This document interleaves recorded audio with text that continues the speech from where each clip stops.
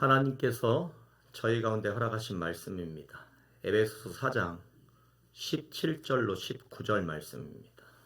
그러므로 내가 이것을 말하며 주 안에서 증언하노니 이제부터 너희는 이방인이 그 마음에 허망한 것으로 행함같이 행하지 말라. 그들의 총명이 어두워지고 그들 가운데 있는 무지함과 그들의 마음이 굳어짐으로 말미암아 하나님의 생명에서 떠나 있도다. 그들이 감각 없는 자가 되어 자신을 방탕에 방임하여 모든 더러운 것을 육심으로 행하되. 아멘. 옛사람을 벗어라 라고 하는 말씀 제목으로 은혜 나누기를 원합니다. 어느 마을에 한 남자가 있었습니다. 그는 오랫동안 해진 옷을 입고 살았어요. 사람들이 보기에 참 너무 안 좋은 거예요. 냄새도 나고, 마을에 행사가 있을 때마다 사람들은 좋은 옷으로 갈아입기도 하고 그 행사에 참여하기도 하는데, 이분은 뭐 10년이 지나도 20년이 지나도 단벌 신사인 거예요. 그래서 마을 사람들이 회의를 열어가지고 우리가 마을에 돈을 모아가지고 저 사람의 새 옷을 사주는 게 어떻습니까? 그렇게 하고 새 옷을 사준 거예요. 그런데 너무 그 옷을 이제 입고 다녀야 되는데 이분이 그 새 옷을 입지 않는 거예요. 그러니까 사람들이 물었어요. 아니, 돈을 걷어가지고 사람들이 새 옷을 사드렸으니까 그렇게 헌 옷만 입고 다니지 마시고 좀 새 옷을 입는 게 어떻습니까? 그랬더니 그분이 그런 이야기를 하시는 거예요. 저는 이 낡은 옷이 굉장히 편합니다. 새 옷을 입으면 불편해가지고 뭘 어떻게 할 수가 없습니다. 그런데 그 마을에 굉장히 큰 행사가 있었어요. 어쩔 수 없이 새 옷을 입고 가야 될 수밖에 없는 행사죠. 그래서 그분이 옷장에 걸어두었던 마을 사람들이 사주었던 새 옷을 입고 그 마을 잔치에 참여를 했는데 너무 불편한 거예요. 좌불안석인 거죠. 중간중간 사람들은 너무나 기분 좋게 기쁨으로 그 잔치에 참여를 하고 있는데 그분 혼자만 불편하고 좌불안석으로 그 자리에 참석을 하고 있었다라는 거죠. 행사가 끝나기가 무섭게 이제 행사가 끝나면 서로 이야기를 하고 서로 즐겁게 담소도 나누고 그러잖아요. 그런데 그분은 바로 그 자리를 떴답니다. 왜? 그 옷을 벗으려고요. 너무 불편하니까 예전에 입었던 그 헌옷을 입으려고 집으로 뛰어갔다라고 하는 이야기입니다. 이 이야기는 우리가 옛사람을 벗어버릴 때 오늘 우리에게 나타날 수 있는 현상을 이야기를 하고 있어요. 하나님께서 우리를 새롭게 변화시키려고 하여도 우리는 종종 익숙한 죄의 습관과 과거의 방식에 집착합니다. 그러나 성경은 우리에게 명확하게 이야기를 합니다. 너희는 이 세대를 본받지 말고 오직 마음을 새롭게 함으로 변화를 받아 하나님의 선하시고 기뻐하시고 온전하신 뜻이 무엇인지를 분별하도록 하라. 오늘 우리는 어떠한 변화를 겪어내야 합니까? 우리가 벗어내야 될 옛사람의 모습은 무엇이며 새 사람으로 변화하기 위하여 어떠한 삶을 살아야 합니까? 첫째로 허망한 삶입니다. 허망한 삶을 벗어버리고 목적 없는 삶도 벗어버리고 주님께로 나아가는 삶을 살아야 될 줄을 믿습니다. PPT 준비됐어요? 우리가 벗어내야 될 삶입니다. 같이 한번 읽습니다. 허망한 삶, 목적 없이 살아가는 삶. 아멘. PPT가 좀 늦었죠? 마이크 바꾸니까 저도 좋지만 우리 이동근 집사님 이동근 청년이 너무 좋은 거예요. 그래서 계속 마이크를 확인하는 거예요. 오늘 내려왔다가 이거 놓쳤어요, 지금. 근데 이 행동을 새벽에도 하는 거예요.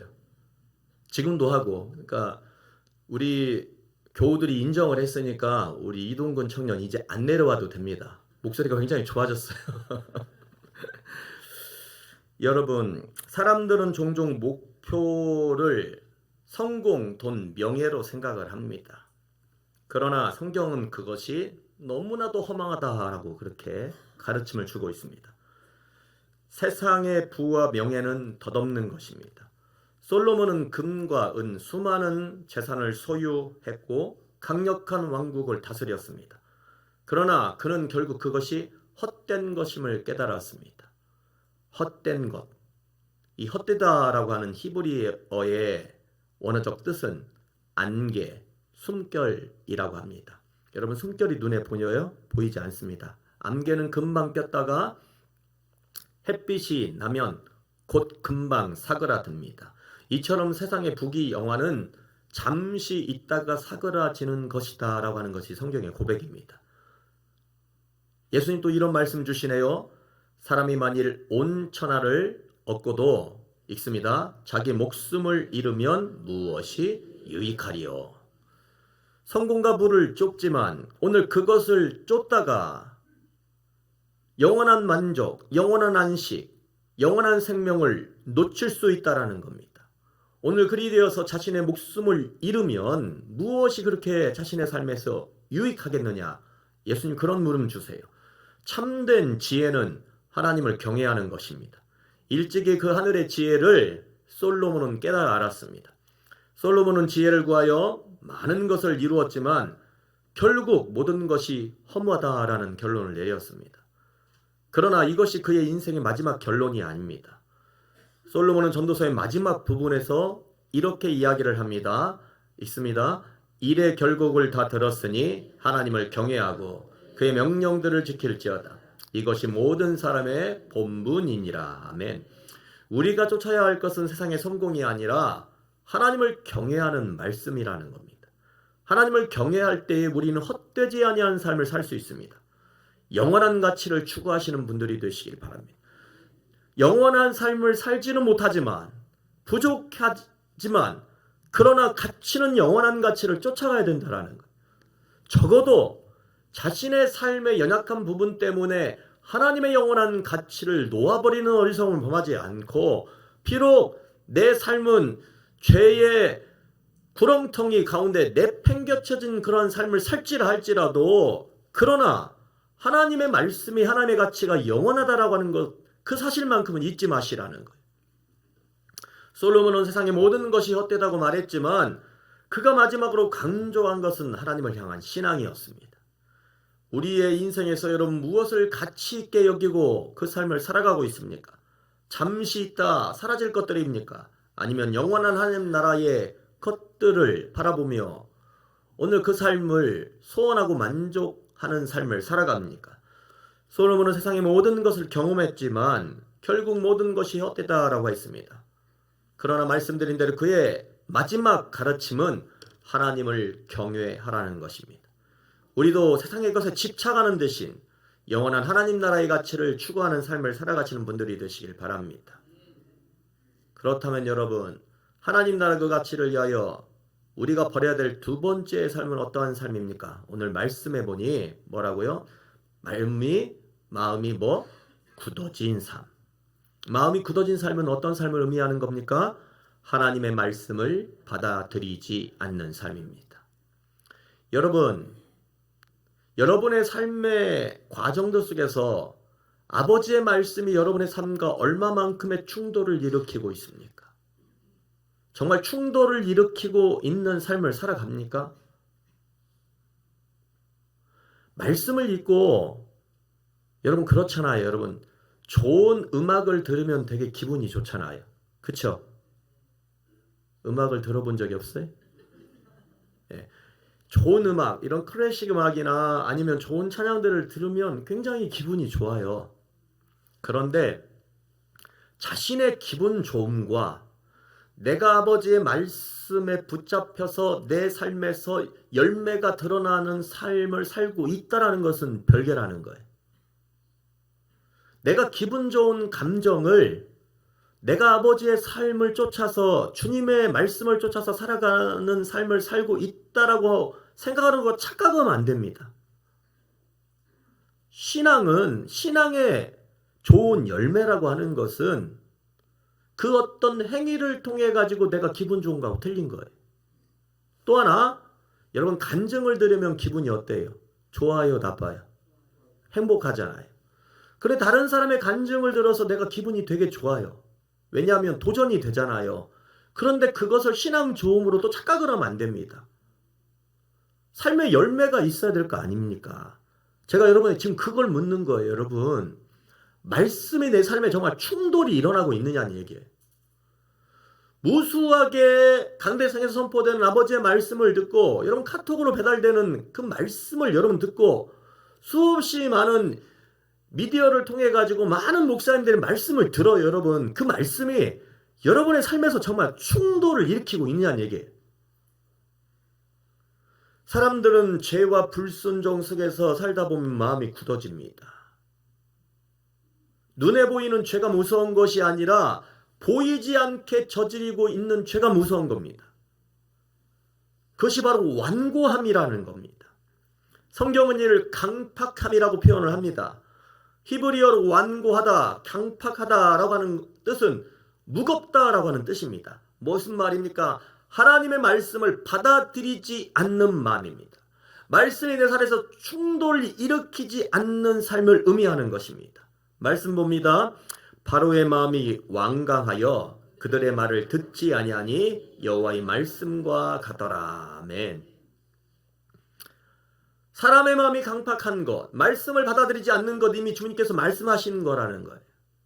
모세를 통하여 선포되는 아버지의 말씀과 그 이적과 기사에 대하여 오늘 바로가 받아들이지 않는 거라는 거죠. 출애굽기에 등장하는 이집트 왕 바로는 하나님의 기적과 경고에도 불구하고 끝까지 그의 마음을 완고하게 했습니다. 그는 이스라엘의 백성을 놓아주지 않았고 결국 하나님의 심판을 경험하게 됩니다. 강팍한 마음을 가진 사람들의 공통적인 특징 몇 가지가 있습니다. 첫째로 하나님의 말씀을 무시한다라는 겁니다. 바로는 모세와 아론이 하나님의 말씀을 전할 때에 그것을 듣지 않았습니다. 정확히 말씀을 들었는데도 그 말씀대로 행하지 않는 것이 하나님의 말씀을 무시하는 겁니다. 오늘날에도 하나님의 말씀을 무시하는 경향이 저와 여러분 속에 숨어 있어요. 무섭게 숨어 있어요, 여러분. 성경에도 그 대표적인 인물이 오늘 요나와 가룟 유다입니다. 요나는 하나님이 느느웨에 가서 회개의 말씀을 선포하라고 하는 그 명령을 듣습니다. 그러나 요나는 하나님의 말씀을 무시하고 다시스로 도망을 치게 됩니다. 알지만 반대로 행동하는 거예요. 이게 무서운 거예요, 여러분. 모르는 것보다 알아요. 알았는데 여러분 반대로 행동하더라는 거예요. 무시는 그냥 귀를 닫는 것이 아닙니다. 알고서도 반대로 행하는 겁니다. 악의 길이 나쁜 줄 알면서도 선을 행하지 않고 오히려 악을 행하는 그 일이 하나님의 말씀을 무시하고 하나님의 말씀을 반대로 행하는 것입니다. 가룟 유다는 돈에 눈이 멀어서 예수님을 배신합니다. 결국 그는 양심의 가책을 받아 후회하지만 회개하지 않고 스스로 목숨을 끊습니다. 후회와 회개는 틀려요, 여러분. 후회는 누구나 할 수 있어요, 여러분. 그러나 회개는 주님께로 돌아가야 되는 거예요. 하나님의 말씀을 듣고서 제대로 순종하지 않으며 회개하지 않으면 돌이킬 수 없는 결과를 맞을 수 있다라고 하는 것이 가룟 유다를 통하여 하나님 우리에게 보여주고 계세요. 사랑하는 여러분, 순종이 생명인 줄 믿습니다. 위의 인물들은 말씀을 무시한 결과 비참한 운명을 맞이한 예를 우리 가운데 보여주고 있습니다. 그러나 우리가 하나님 말씀에 온전히 순종하여 그분의 축복과 보호 아래 있을 때에 우리는 미래를 향하여 앞으로 나아갈 수 있는 인생을 살아갈 수 있는 것입니다. 내 길을 여호와께 맡기라. 그를 의지하면 그가 이루시고. 할렐루야. 하나님의 말씀을 믿고 따름으로써 하나님의 축복 속에 살아가시는 여러분들이 되시길 바랍니다. 또한 아버지의 말씀을 받아들이지 않는 것, 마음이 굳어진 사람들의 특징 중에 또 하나가 뭡니까? 자기 뜻대로 행한다라는 거예요. 자기 뜻대로. 강팍한 사람은 자기 생각이 옳다고 생각을 합니다. 그리고 믿어요. 하나님의 뜻보다는 그래서 자신의 뜻을 앞세웁니다. 자신의 생각이 옳다고 생각하는 것 다 할 수 있어요, 여러분. 여러분 사실 말해서 나도 내 생각이 옳다고 생각을 해요. 그잖아요. 그런데 중요한 건 믿는다는 게 문제가 되는 거예요. 자신의 생각을 옳다고 믿는 거예요. 그래서 자신의 뜻을 앞세우게 됩니다. 이럴 때 어떠한 모습이 그의 삶 가운데 벌어집니까? 기도하지 않고 결정하더라는 거예요. 기도하지 않고 이를 결정합니다. 또한 그 사람은 어떤 삶을 살아갑니까? 회개의 삶을 놓치는 겁니다. 바로는 여러 차례 재앙을 경험했습니다. 회개의 기회가 있는데 바로의 모습을 통하여 알 수 있는 것, 끝까지 회개하지 않더라는 거예요. 그 재앙의 끝을 보고서야, 그제서야 회개를 하더라는 거예요. 회개가 아니죠. 후회죠. 오늘 바로는 후회한 것이죠. 우리의 삶에서도 하나님께서 회개할 기회를 주실 때에 즉시로 반응하시는 분들이 되시길 바랍니다. 여러분, 주님은 당신의 백성, 당신의 자녀를 때로는 징계의 채찍을 들 때에 바로 그렇게 치지 않아요. 반드시 기회를 줍니다. 사인을 줍니다. 놓치지 않기를 예수님의 이름으로 축원합니다. 계속 여러분 말씀을 가까이 하고 기도를 가까이 하는 것이 그 사인을 놓치지 않는 영적 분별력이 나에게 있기를 간절히 원하는 훈련을 하는 겁니다. 이런 말씀이 있습니다. 히브리서 3장 15절 말씀입니다. 성경에 일렀으되 오늘 너희가 그 음성을 듣거든 너희 마음을 강팍하게 하지 말라 하였으니. 아멘. 그 음성을 들을 때가 오나니. 할렐루야. 그런데 바로 그때에 마음을 강팍하게 하지 말라는 거, 완고하게 하지 말라는 거예요. 들었으면 깨달아 하시라는 겁니다. 1912년 타이타닉호가 침몰할 때의 일입니다. 배에 한 부유한 신사가 있었습니다. 그는 구형 보트를 타고 탈출할 기회가 있었습니다. 그래 배에 올랐어요. 탈출만 하면 됩니다. 그런데 배에 두고 온 값비싼 보석과 돈이 생각이 난 거예요. 그래서 그 구명보트에서 잠깐만 내려가지고 그 돈과 보석들을 가지고 배에 자신의 방으로 뛰어갔다는 것이죠. 그러나 그가 돌아왔을 때는 이미 보트가 떠난 뒤였습니다. 결국 그는 배와 함께 바닷속으로 사라졌습니다. 우리는 살아가면서 말씀드린 대로 하나님께서 회개의 기회를 주십니다. 하지만 조금만 더 있다가 하면서 미루다가 영원한 구원의 기회를 놓치게 되는 경우를 살아가는 경우가 있습니다. 사랑하는 여러분, 회개의 기회는 영원하지 않습니다. 하나님은 계속해서 우리를 부르시지만 우리가 끝까지 거절하면 그 기회는 사라질 수 있습니다. 지금이 바로 구원의 날인 줄 믿습니다. 지금이 바로 은혜 받은 만한 때요. 지금이 바로 구원의 날입니다. 성경은 오늘 너희가 그 음성을 듣거든 너희 마음을 정말이지 제발 부탁이니까 강팍하게 하지 말아라 라고 그렇게 계속 권면을 합니다. 내일을 기약할 수 없는 것이 여러분 우리네 인생 아닙니까? 하나님께 돌아오는 것이 최고의 선택인 줄 믿습니다. 돈과 세상의 즐거움은 영원하지 않습니다. 그러나 예수님을 믿는 자에게는 우리 아버지 하나님께서 영원한 생명을 허락하십니다. 타이타닉호의 신사는 결국 늦은 인생을 살았지만 그러나 여러분, 저와 여러분은 아직 늦지 않았다는 이야기입니다. 오늘이 바로 하나님께 나아갈 수 있는 최고의 기회인 줄 믿습니다. 그러니 이 시간 계속 여러분 말씀에 집중하시고 귀를 쫑긋 세우시고 여러분의 심령을 말씀을 향해 집중시키시고 말씀이 선포될 때마다 주님께서 여러분의 심령을 타치하실 때마다 활짝 열고 은혜를 가장 최고로 받는 시간이 되시기를 예수님의 이름으로 축원합니다. 지금 회개하고 주님께로 나아가시는 분들이 되시길 바랍니다. 하나님께서 여러분들을 기다리고 계십니다. 그렇다면 우리가 여러분 말씀을 들으면서 우리가 강팍하게 하는 우리의 마음을 막아낼 수 있는 방법이 무엇입니까? 말씀드린 대로 하나님의 말씀을 항상 경청하는 분들이 되시길 바랍니다. 성경을 읽고 묵상하는 그 일을 절대로 게을리하지 마시길 바랍니다. 항상 말씀에 귀를 기울여야 됩니다. 말씀에 귀를 기울이는 이 시대의 방법은 가만히 앉아서 여러분 아버지의 말씀을 청종하는 것, 여러분 그런 거 절대 속아 넘어가지 말아요. 시대가 바뀌었어요, 여러분. 지금은 구약 시대가 아닙니다. 예수 그리스도가 이 땅에 오심으로, 그리고 예수님이 승천하시고 승천하신 이후에 예수님을 믿는 신앙 고백에 의하여 여러분 교회가 세워졌어요. 그리고 그 교회 공동체를 통하여 성경이라고 하는 말씀을 붙잡고 몸부림치는 거예요. 그래서 우리가 아버지의 말씀을 청종하는 방법은 오늘 저와 여러분이 하나님께서 허락하신 이 말씀, 텍스트, 이 말씀을 붙잡고 읽어내야 된다라는 거. 말씀을 붙잡지 않고 가만히 앉아가지고 어떤 기도의 능력이 신비한 무엇이 있는 것처럼 자신이 무엇인가 음성을 들은 것처럼 행동하는 것. 여러분, 우리 한국교회에 있는 무당의 영이 우리 한국교회를 붙잡고 있는 거예요. 말씀을 붙잡고 승부 보시는 분들이 되시길 예수님의 이름으로 축원합니다.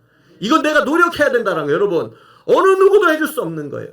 내가 결단하고 내 시간을 투자하고 내 헌신을 이 말씀에 드릴 때에, 그럴 때에 말씀이 나에게 가까이 다가오는 겁니다.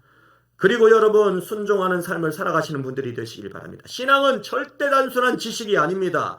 실제적인 순종이 있어야 그게 신앙인 줄 믿습니다. 여러분, 그래서 순종은 여러분 훈련하는 겁니다. 순종은 절대적으로 여러분 훈련하는 겁니다.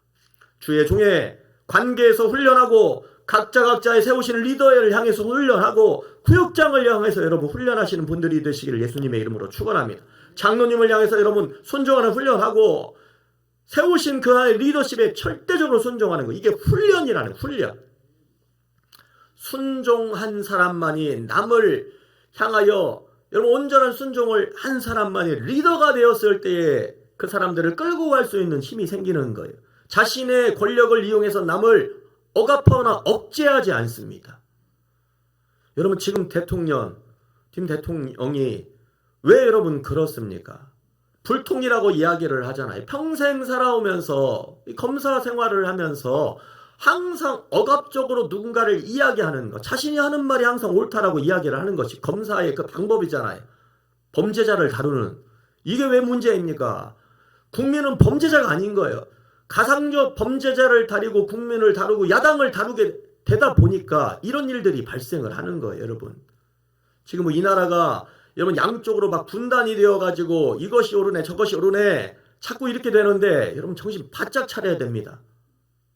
나라와 민족을 위해 정말 많이 기도하시고, 그가 평생을 살아오면서 순종하는 삶을 살아본 적이 없기 때문에, 남을 섬겨본 적이 없기 때문에 그 위치에 올라가가지고 여러분 남을 억압하는 일이 당연하다고 생각을 하는 것이죠. 조선시대에 왕가적인 생각을 머릿속에 가지고 있으니까 21세기 대통령으로서 어울리지 않는 거고, 이러한 일들이 발생하는 거예요. 그리고 세 번째 중요한 건, 기도로 항상 하나님께 나아가시는 분들이 되시길 예수님의 이름으로 축원합니다. 여러분, 기도는 우리의 마음을 열게 만들어줘요. 강팍해진 부분을 고쳐달라고 그래서 기도해야 될 줄을 믿습니다. 절대 강팍한 마음은 나의 노력으로 고칠 수 없어요. 기도를 통하여 성령님께서 내 안에 오셔야만 그 강팍한 마음이 밭가리가 되는 거예요. 출애굽기의 바로는 끝까지 강팍한 마음을 유지하다가 결국 무너지게 됩니다. 여러분의 마음은 지금 어떠한 상태입니까? 하나님 앞에서 부드러운 마음을 유지하며 하나님의 뜻에 순종하는 삶을 살아가시는 분들이 되시기를 예수님의 이름으로 축원합니다. 셋째는 어떠한 삶입니까? 같이 있습니다. 양심에 감각이 없는 삶, 죄에 무감각한 삶. 죄에 무감각하면 안 돼요, 여러분. 우리는 우리의 양심이라는 것이 다 있어요. 모든 사람의 마음속에는 이 양심이라는 것이 있습니다. 그런데 이 양심이 우리의 영적 나침판이 되어야 합니다. 하지만 반복적으로 죄를 지으면 이 양심이 마비가 되더라는 거예요. 바울은 그래서 여러분 화인을 맞은 양심이라는 이야기를 합니다. 양심이 화인을 맞았어요, 여러분. 불타 없어져 버렸다는 이야기죠. 사울 왕은 타락을 합니다. 그리고 그의 타락은 죄에 무감각해지는 과정을 우리에게 여실히 보여주고 있습니다. 바로 양심이 마비되는 과정이기도 합니다. 양심이 마비되면 여러분 어떠한 일이 벌어집니까? 사울 왕은 하나님의 명령을 따르기보다는 아말렉 왕을 진멸하라는 명령을 받았지만 좋은 것을 남겨두었고 자신의 판단을 앞세웠습니다. 왜 하나님의 명령을 제대로 순종하지 아니하였느냐라고 묻는 이 사무엘 선지자의 말에 이렇게 대답합니다. 백성이 양과 소 중에서 가장 좋은 것을 남겼나이다. 누가 남겼다고요? 내가 남긴 것이 아니라 누가 남겼다고요? 백성이 남겼다는 거예요. 자신의 왕인데, 자신의 결정인데 백성이 남겼다는 이야기입니다. 양심이 마비된 사람들의 첫 번째로 나타나는 행동, 주님이 모르실 때에 다른 사람 탓을 하게 되더라는 거예요. 아담이 그런 일을 벌였고 사울 왕이 그런 일을 벌이게 됩니다. 죄를 지어서 양심이 마비되면 하나님이 주시는 회개의 기회가 자신에게 다가왔을 때에 진정한 회개를 하는 것이 아니라 변명만 일삼는 사람이 되더라는 겁니다. 그러나 우리 아버지 하나님은 변명이 아닌 진정한 회개의 양심을 원하십니다. 사울이 변명하며 회개하지 아니하였을 때에 사무엘 선지자는 단호하게 사울에게 선언합니다. 순종이 제사보다 나음을 당신은 왜 알지 못합니까? 하나님의 말씀을 듣는 것이 수당의 기름보다 나음을 왜 당신은 알지 못합니까? 하나님은 변명으로 포장된 우리의 삶과 예배보다 온전한 순종과 진심 어린 회개를 더욱더 기뻐하고 계십니다. 반면 다윗은 자신의 죄를 깨달았을 때에 변명하지 않습니다. 내가 여호와께 범죄하였습니다. 그는 항상 주님의 음성이 들려올 때마다 그렇게 고백했습니다. 진정한 회개는 핑계 없이 자신의 죄를 인정하고 하나님께로 나아가는 것입니다. 저와 여러분은 여러분 연약하기 때문에 실수를 수없이 많이 저지릅니다. 실수를 저지르지 아니할 수가 없어요. 죄도 마찬가지입니다. 여러분, 내가 알고 지은 죄 있지만 모르고 지은 죄들 너무나 많이 있잖아요, 여러분. 그때 사울처럼 변명만 할 것입니까? 다윗처럼 회개하는 인생을 살 것입니까? 선택은 여러분의 몫입니다. 사울은 결국 변명으로 인하여서 왕위를 잃어버렸습니다. 그러나 다윗은 그 회개로 인하여서, 진정한 회개로 인하여서 하나님께 용서를 받습니다. 하나님은 우리가 넘어지는 것보다 넘어졌을 때에 어떻게 반응하는지를 보고 계십니다. 진정한 회개는 넘어졌을 때에 하나님과의 관계를 회복시키는 것입니다. 바로 이것이 신앙 양심이 살아있는 사람의 삶의 태도인 줄 믿습니다. 말씀드린 대로 죄를 반복하면 처음에는 두려움이 있습니다. 왜? 우리 신앙인이기 때문에. 그러나 점점 죄에 무감각해집니다. 양심이 무너지면 하나님의 말씀에 순종하기보다는 자기의 생각대로 행동하게 됩니다. 말씀드린 대로 결국 이렇게 되면 양심의 화인을 맞게 되는 거예요. 반복된 죄로 양심이 마비가 되어서 나중에 종국에 가서는 선과 악을 구별하지 못하게 됩니다. 무엇이 하나님이 기뻐하시는 건지 깨닫지 못하게 됩니다. 왜? 선을 잃어버렸으니까. 구별된 선이 없으니까요. 세상을 살아가면서 저와 여러분은 수많은 소리를 듣습니다. 어떤 소리는 우리를 격려하고 또 어떤 소리는 우리를 미혹합니다. 특히 우리가 죄를 지을 때에 양심의 소리를 무디게 하며 오늘 사단이 주는 소리는 괜찮다 하면서 우리에게 그런 속삭임을 줄 겁니다. 그러나 이러한 성의 귀를 기울이는 것은 하나님의 뜻을 따르는 것이 아닙니다. 사탄은 에덴 동산에서 하와에게 다가가 이렇게 이야기를 합니다. 너희가 결코 죽지 아니하리라. 하나님이 틀림없이 죽는다라고 이야기를 했는데 아니야. 너희가 결코 죽지 않아. 경험해봤어? 아니야. 괜찮아. 경계선까지만 나아가게 될 거야. 그러나 여러분, 그 경계선까지 나아가면 인간의 호기심은 그 경계선의 선을 자신의 발로 밟아요. 결국 그 선을 자신이 밟았기 때문에 그 선의 경계가 지워지더라는 겁니다. 사단은 이렇게 늘 하나님의 말씀을 왜곡하고 사람을 죄로 유혹합니다. 오늘날도 마찬가지입니다. 우리가 죄를 지을 때마다 괜찮아. 하나님은 사랑이시니 너를 용서하실 거야. 괜찮아 라고 하면서 죄에 대한 경각심을 우리에게 자꾸 멀어지게 만듭니다. 죄를 반복하게 되면서 반복한 죄를 짓다 보면 바로 이러한 일이 벌어지게 되는 겁니다. 우리의 양심이 점점 무뎌지게 됩니다. 사단은 이런 과정을 이용하여서 우리로 하여금 하나님께로부터 멀게 만들어져 가게 합니다. 예레미야 6장 14절에 거짓 선지자들이 이렇게 이야기를 합니다. 평강하다.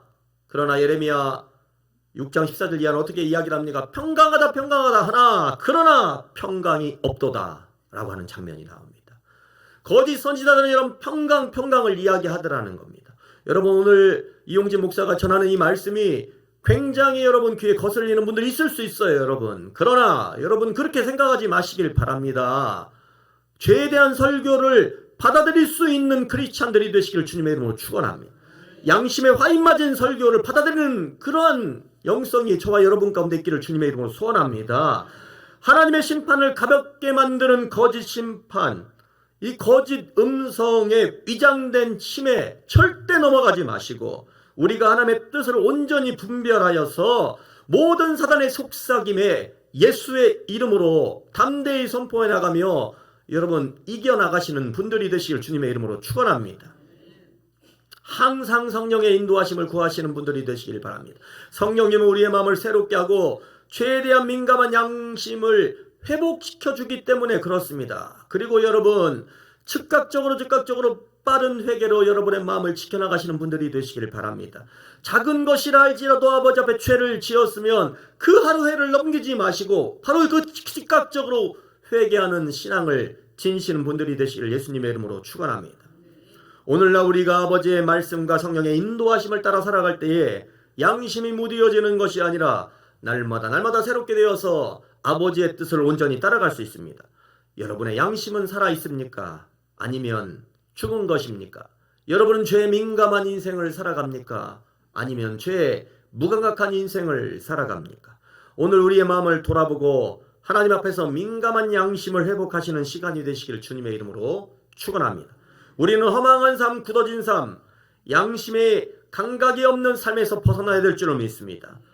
대신 새 사람으로 거듭나기를 예수님의 이름으로 축원합니다. 오늘 우리의 결단이 필요합니다. 우리는 여전히 옛사람으로 남아 있겠습니까? 아니면 예수님의 이름으로 예수 안에서 새 사람으로 거듭나시겠습니까? 오늘의 이 말씀을 여러분의 가슴속에 아로 새기시기를 바랍니다. 함께 찬양하며 주님 앞으로 나아가시는 시간이 되기를 원합니다.